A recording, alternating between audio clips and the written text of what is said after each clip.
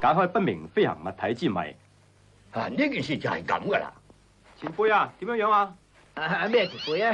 係啊，得啦得啦，我完全明白晒啦嚇。我好希望聽下大偵探你嘅高見噃。好啊。其實咧，防止啲盞燈俾人搶劫咧，辦法好簡單嘅啫。所謂眼不見啊為伶俐啊嘛。你送咗俾我咯，咁咪咩嘢都掂晒咯，係咪？係噃，你個提議的確幾精彩喎。當如千祈咪咁諗啊！算啦算啦，你唔中意啊唔緊要嘅，可以賣咗佢噶，然後攞住筆錢去嘆下世界噶嘛。坐過山車啦，同埋穿梭機啦，摩天輪係最好玩噶喎。不過咧，一定要揾埋我做導遊先得噶，記得啦嚇。唔得，呢盞價錢嘅鑽石水晶燈，我點樣都唔可以賣。係啦啦人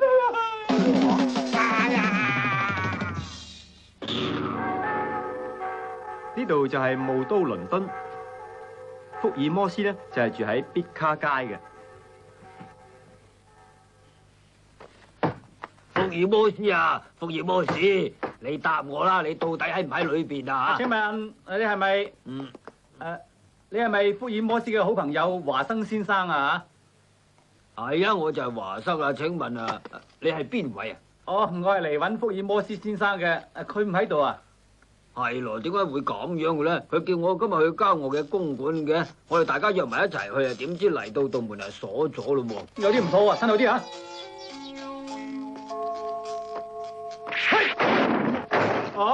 福爾摩斯啊！哎呀，咩事啊？福爾摩斯論盡啦，我哋嚟遲咗一步啊！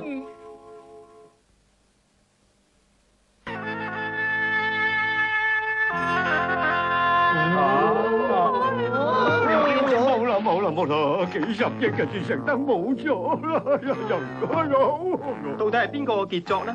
冇辦法知道，歪翻咗錄影帶睇睇咪知咯。你俾咗盞燈我，咁咪得咯歪得太前啦！大家聽到叫聲，馬上衝出嚟睇睇，見到管家俾一隻老鼠追噃。摩東港姐大發神威，打贏嗰隻老鼠之後咧，就翻去會客室嗰度啦。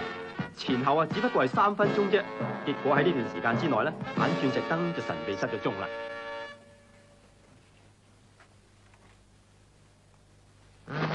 太唔是老先生，我自問冇能力幫到你啦。盞燈係俾不明飛行物體偷咗嘅，不過我認為咧係有內鬼暗中接應㗎喎。